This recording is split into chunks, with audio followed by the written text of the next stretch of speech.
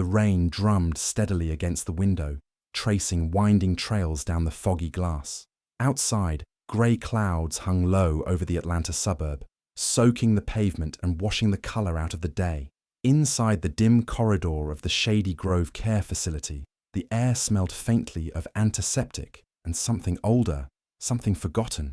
Estelle sat in a fraying armchair by the window, a wool blanket folded neatly across her lap. Her hands, knotted with years of labour, rested on a small framed photograph. It was faded at the edges, but the moment still lived in the picture. Her and Jared, her only son, beaming with pride on the day of his college graduation. His arms wrapped tightly around her. His smile was full of promise. Now the smile she remembered was a distant echo. Her dinner tray sat untouched on the side table. Lukewarm mashed potatoes congealed on one side, peas untouched.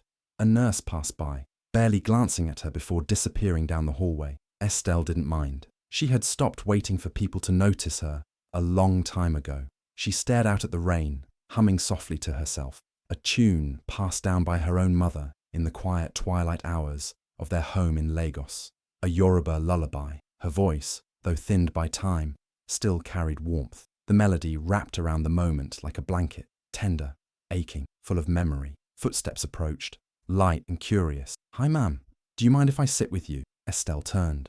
A young woman, no older than 20, stood in jeans and a windbreaker, a warm smile on her face and a phone in her hand. Her name tag read, "Zara, volunteer." "You have a beautiful voice," Zara said, sitting beside her. "Would it be okay if I recorded you? Just for a little project I'm doing." Estelle looked at her, hesitant. Then she gave a soft nod. Zara held up her phone. "Whenever you're ready." Estelle looked out the window again, then began to sing. The lullaby floated into the air, soft and tremulous, but full of soul. Her voice cracked in places, but it carried something rare, a story, a lifetime, a kind of pain that had turned into beauty. Zara blinked away tears. When Estelle finished, she smiled gently. "That was amazing," she whispered. "Thank you." That night, Zara uploaded the video to TikTok with a simple caption. "She raised a son alone and now lives here, forgotten. Her voice deserves to be heard." Within hours, the clip began to spread, quietly, then furiously. Millions of hearts tapped the screen, not just because of the song, but because of the ache in Estelle's eyes. The silent story they told, a story waiting to be heard. Estelle hadn't always lived in silence. Decades ago, she was a young woman standing on the tarmac of Murtala Mohammed Airport with a baby strapped to her back and a single suitcase in her hand. A widow at 27, she left Nigeria with nothing but grief in her chest and a son in her arms. Jared, just 9 months old then. America wasn't a dream for her, it was survival. The early years in the US were relentless.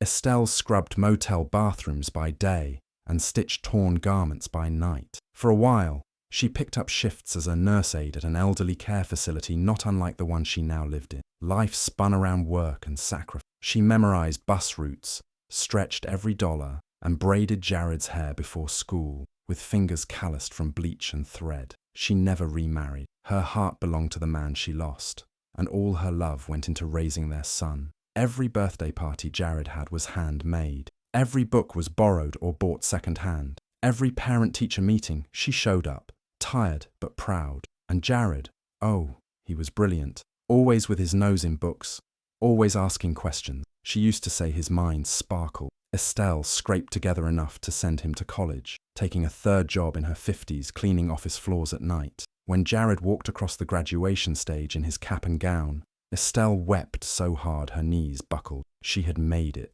He had made it. But something began to shift after that day. Jared started answering calls less often. He seemed embarrassed when she visited his apartment in her head wrap and thrift store shoes. Then came Vanessa, polished, private school perfect, with an icy smile and a pedigree that screamed old money. Jared introduced them briefly, and Estelle noticed how Vanessa barely hid her discomfort, eyeing her clothes, her accent, her silence at the dinner table. "She means well," Jared had said later with a shrug. "She's just not used to your kind of background." Still, Estelle tried. She learned how to silence herself at gatherings, how to hold a wine glass the way Vanessa did, how to speak less and smile more, but it wasn't enough. She could feel herself becoming an inconvenience, a shadow in family photos. Then, Last year, Jared called her over tea and said gently but firmly, "Mom, it's not safe for you to be alone anymore. This place is clean, nice, and they'll take good care of you." She didn't argue. She never did.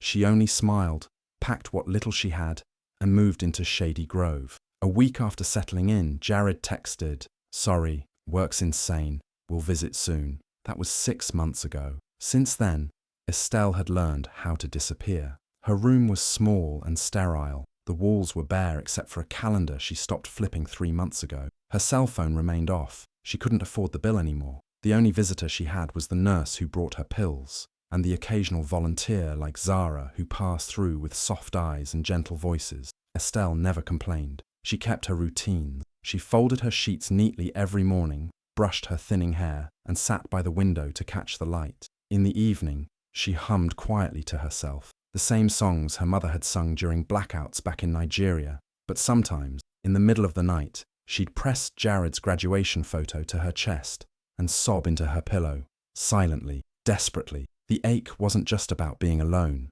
It was about being forgotten, about giving everything to someone who had everything now and still chose to leave her behind. She didn't blame Jared, not out loud. Maybe he was busy, maybe he was trying, but in her heart, she knew the truth. Jared wasn't ashamed of where he came from. He was ashamed of her. It started quietly, like a ripple in still water. Zara's TikTok video of Estelle singing the Yoruba lullaby hit 4 million views in 6 days. It spread like soft fire, shared from phone to phone, stitched with reactions, translated into Spanish and French. Her cracked voice, trembling but elegant, tugged at something primal, the ache of being forgotten, the universality of motherhood, the haunting dignity in sorrow. Comments poured in by the thousands. "She sounds like my nana. I haven't called her in weeks. I'm crying. How do you raise a child alone and end up here? If this woman was my mother, I'd never let her go." Then came the hashtag. $, where is her son? $, honor your mother. $, Estelle deserves better. People began digging, sharing screenshots, speculating. The local Atlanta news picked up the story with the headline, "Forgotten Mother's Voice Captures Millions. Who Left Her Behind?" A journalist from the Atlanta Post went deeper. Within 2 days, she traced the name Estelle Ackenwale through a public health database, then tied it to a LinkedIn profile. Jared Ackenwale, founder and CEO, Sprytech Innovations, a rising star in tech, African immigrant success story, panels, awards, TEDx talks. The internet did the rest. Jared was attending a sleek networking mixer at a rooftop bar in Buckhead when it hit. His phone buzzed non-stop. At first, he thought it was another funding notification. Then he saw his name trending on Twitter. Then his mother's face. That video. Vanessa was already storming toward him, her stilettos striking like gunshots. Jared, what the hell is going on? He pulled the article up on his phone. His stomach dropped. There she was. Estelle, captured mid-song, her eyes distant, the headline printed in bold beneath her face. Vanessa snatched his phone and scanned it. "Oh my God," she hissed. "This is your mother." He nodded, frozen. "You lied about her being taken care of." "I didn't lie." "You said she wanted to be in that home. You said she didn't like the city. And now she's online, singing like some orphaned saint, while the world thinks you abandoned her." Around them, a few heads turned. Jared looked down, humiliated. Vanessa leaned in close. "Investors are texting. People are asking questions. If this doesn't go away, Sprytech goes down with it." Jared blinked, stunned. He wanted to say something, anything, but all the words felt like glass in his mouth. "Release a statement," she snapped. "Now. Disown her. Say she has mental health issues. Say you've been supporting her for years, and she refuses help. Protect the brand." He nodded weakly, fingers trembling as he opened his notes app. But his hands froze when a single notification appeared at the top of his screen. New voicemail, from Mom. His chest tightened. Estelle's voice crackled softly in the message. "Jared, it's me. I was just remembering when you were small, and you used to crawl into my bed whenever it rained. You said thunder made your heart shake. You'd hold my arm and whisper, 'Don't go, Mommy.' You always said that, even when I was right there. I'm still here, baby. I never went anywhere. I just miss you. That's all. I love you." Jared pressed the phone to his chest, eyes shut tight. He could still feel the thunder in his bones. Vanessa grabbed his arm. Jared, are you writing the damn statement or not? He opened his eyes. A storm had started inside him, not one of anger, not yet, but something heavier. The collision of the man he had become, and the boy who once believed his mother could protect him from anything, even himself. Jared stood outside the nursing home entrance for nearly 10 minutes before going in. The building smelled like bleach and silence. His footsteps echoed too loudly in the empty corridor as he approached room 14B. Through the slightly open door, he saw her, thinner than he remembered, wrapped in a blanket, knitting with mechanical hands. The TV was on mute. She didn't see him yet. He knocked gently. Estelle looked up. A pause. Her eyes widened for a moment, then settled, calm, unreadable. Jared, she said softly. He stepped in, holding a takeout bag. Hi, Mom. I brought you that ogbono soup from Mama Kemi's. I wasn't sure if you still liked. I do. She offered a small, polite smile. Thank you. He sat awkwardly at the chair by her bed. The silence weighed between them like a third person. You look good, he said. You look tired, she replied. He laughed once, then looked down. I deserve that. Estelle folded her hands in her lap. You told me this was temporary, Jared. You said it was just for my safety. But then 6 months passed. Not a call, not a visit. He swallowed. I know. I was overwhelmed. With work and with everything. Everything? Her tone was gentle, but it pierced. Everything that came from me? He looked at her. That's not fair. She looked away. Neither was leaving me here without goodbye. The quiet buzz of the fluorescent light filled the room. I thought, he hesitated. I thought you'd be safer here, happier. Vanessa said you were struggling. Estelle's face didn't change. Struggling, yes, to feel wanted, to feel like I mattered once you succeeded. He had no words. She smiled faintly, not unkindly. You think I didn't see this coming? The first time I met Vanessa, she wouldn't shake my hand. Said she didn't want to ruin her manicure. I knew then. Flash. Estelle, younger, soaking linens in a hotel basement at 2 a.m. Jared's textbooks open beside her on a crate. Flash. Her hands raw from cleaning toilets, while Jared studied SAT flashcards in the break room. Flash. Candlelight dinners. Not romantic, just no electricity. She made it feel like a game. Tonight, we pretend we're royalty hiding from spies, she used to whisper. Back in the present, Estelle lifted the spoon to her mouth, hand slightly shaking. Jared watched her. I never cared about riches, she said. I just wanted you to remember where you came from. Who held you up? He nodded, eyes wet. I do remember, Mum. She looked at him. Then why did it take 4 million strangers to make you act like a son? Before he could answer, a knock on the door broke the moment. It was Zara. She stepped in, cheerful and breathless. Hi, Mama Estelle. Sorry to barge in. I brought something. She held up a manila envelope and a box of pastries. Estelle lit up in a way Jared hadn't seen. Zara, you spoil me. Zara handed her the envelope. Fan mail. I printed some of the nicest comments. And guess what? A music producer from New York DM'd me. He wants to turn your lullaby into a track. Said your voice reminded him of his late grandmother. Jared watched Estelle's eyes glisten with joy as she flipped through the letters. Words like angelic, soulful, and mother of the internet jumped off the pages. I don't know what all this means, Estelle laughed, but it's lovely. Jared felt invisible. The internet loved her. Total strangers adored her. He, the one she had given her life to, had abandoned her. He felt both ashamed and strangely jealous. Back in his car later, Vanessa was already on speakerphone. You need to sue the nursing home for defamation, or the volunteer. Frame this whole thing as a misunderstanding. Maybe she's confused. Maybe you were paying for private care and she refused it. Whatever makes you the hero again. I'm not doing that, Jared said, staring at the steering wheel. She's ruining your name. No, he said quietly. I did that. Vanessa scoffed. Don't start with the guilt trip. You know how much is riding on your reputation right now. I'm not framing my mother, he said, louder now. This is on me, all of it. There was a pause. She's pulling you down, Vanessa said coldly. Either you control this story, or I walk. The line went dead. That night, Jared sat alone in his apartment, looking at old photo albums. Estelle at his high school graduation, holding a small bouquet she bought from a corner store. Estelle in a nurse's uniform, smiling proudly in a hallway he now recognized as the same one where she pushed herself to exhaustion to keep him in school. He picked up his phone but didn't call Vanessa. Instead, he stared at his messages with Estelle, all unread. Last one. Happy New Year, my son. I love you always. 2 weeks old. He was about to text when his phone buzzed with a hospital notification. Estelle Akinwale, admitted to Atlanta General ER, cardiac related. Jared didn't remember how he got there, only the sterile rush of sliding doors. The hospital walls felt colder than the nursing home had ever been. Jared sat outside the ICU, pale and wrung out. His shirt was wrinkled. His hands trembled over a clipboard the nurse had handed him earlier. Legal consent for emergency treatment. He flipped to the final page. Power of attorney. Assigned. State of Georgia. Jared blinked. Wait, he said to the nurse. This says I'm not the primary contact. You signed that form 6 months ago, sir. When you moved your mother in, you declined to be listed. I didn't. His voice cracked. I didn't understand. She gave a tight nod. Most people don't.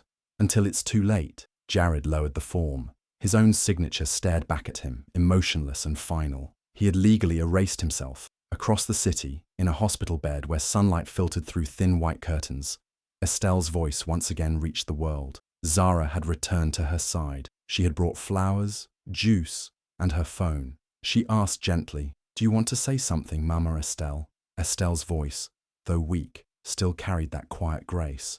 "I don't know who will hear this," she said, her lips dry and cracked. "But to all the kind people who wrote to me, who sang back my lullaby, thank you." Her eyes turned toward the window. "If my own son does not want me, the world has shown me kindness." Zara's hand trembled slightly as she stopped recording. By the time the clip hit TikTok, it was already flying. Within hours, 20 million views. Mama Estelle trended across platforms. CNN replayed the audio over a montage of Estelle's old photos. A nationwide petition titled "No Elder Left Behind" racked up signatures, 1.2 million by day's end. Commenters demanded reforms. They shared stories of their own forgotten parents. Estelle had become a symbol, a movement. Meanwhile, Jared's life unraveled in real time. His startup's name trended, but not in celebration. Investors pulled out. 3 partnership deals evaporated overnight. The board held an emergency vote. Jared could have fought. He could have called in favors. But instead, he sent a simple message. "I resign," effective immediately. Then he went silent.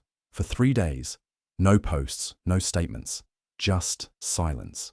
Until a Thursday morning, under slate-grey skies, Jared stood in front of a podium at a small community center near Decatur.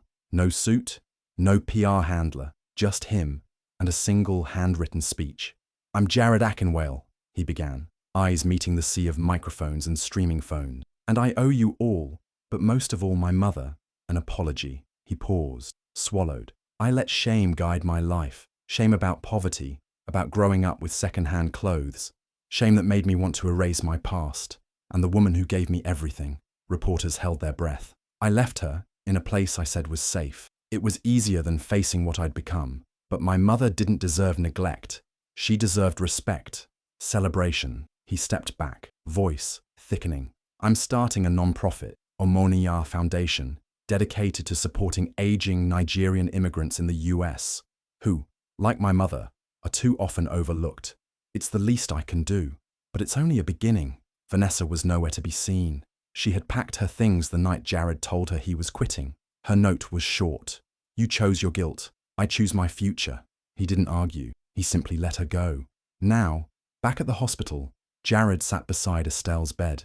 She was awake, barely, but her eyes were open, watching the ceiling. He sat down slowly. "I saw the video," he said. Estelle didn't look at him. "I don't blame you for what you said." Still, no answer. He took out a small wooden box from his coat pocket. Inside was an old photo. Estelle carrying baby Jared on her back, wrapped in bright Ankara cloth, both smiling under a mango tree. "I found this in your sewing box," he said, "back when you had your apartment. I never told you, but I kept it." A long pause. Estelle turned her head slowly toward him. "I remember that day," she whispered. "It was just after your father died. You wouldn't stop crying unless I held you like that." "I'm sorry, Mom." Her face softened. Not forgiveness, but weariness. "I don't need speeches," she said. "I just need you to stay." He nodded, eyes full. "I will." She closed her eyes again, but she didn't turn away. He reached for her hand. After a moment, she let him take it. They sat like that for a long time, not quite healed, not quite whole,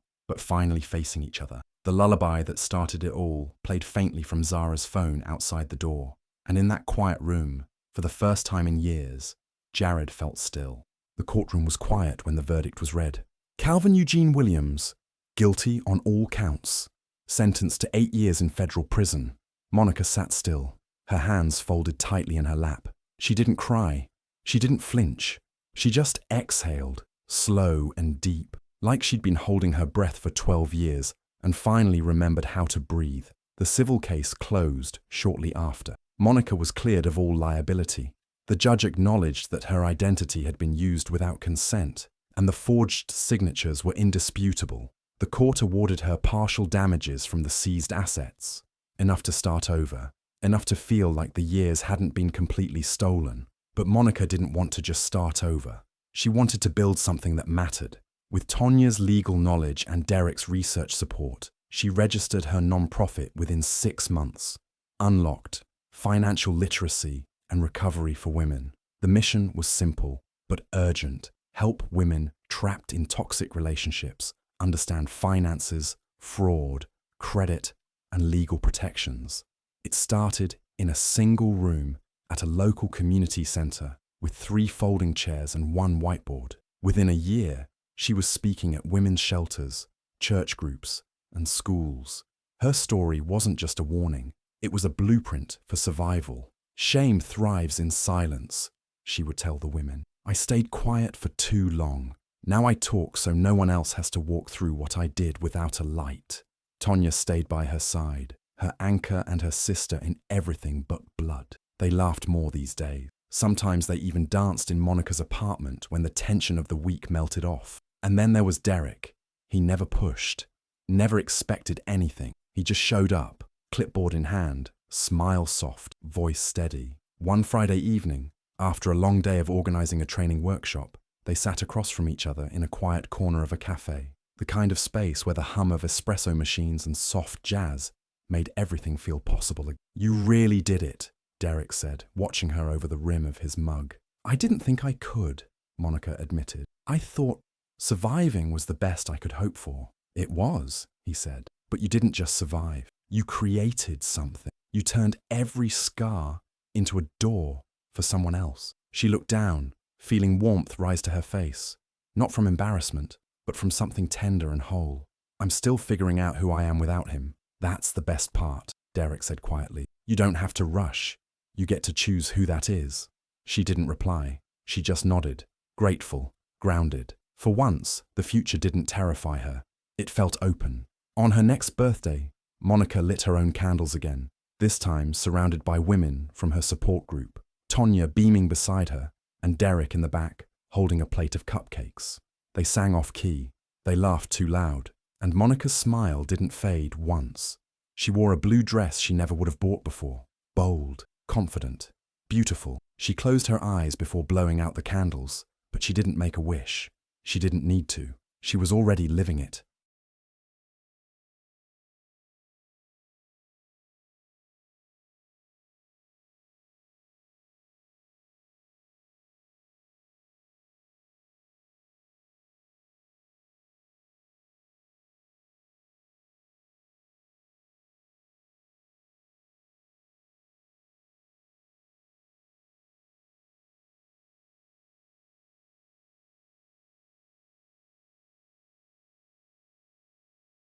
The street is quiet, night air cool against Arthur's face as he settles onto the old bench behind the building, the same place he had sat 100 nights before, when he thought no one would ever see him again. The street lamp hums overhead, casting a warm circle of light around him, and the scattering of cats that gather, tails swaying, soft meows cutting through the silence.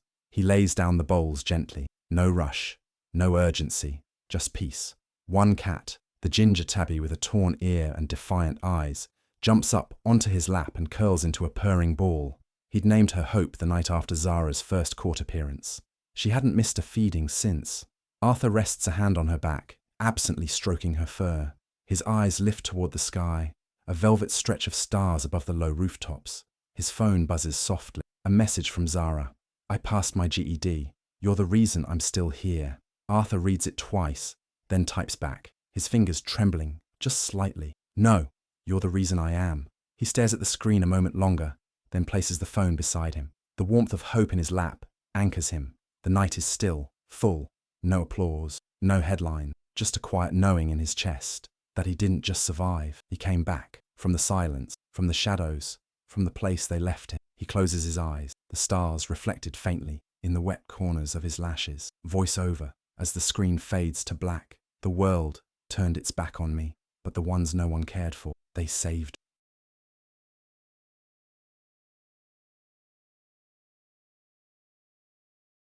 Hi besties, thank you so much for watching to the end.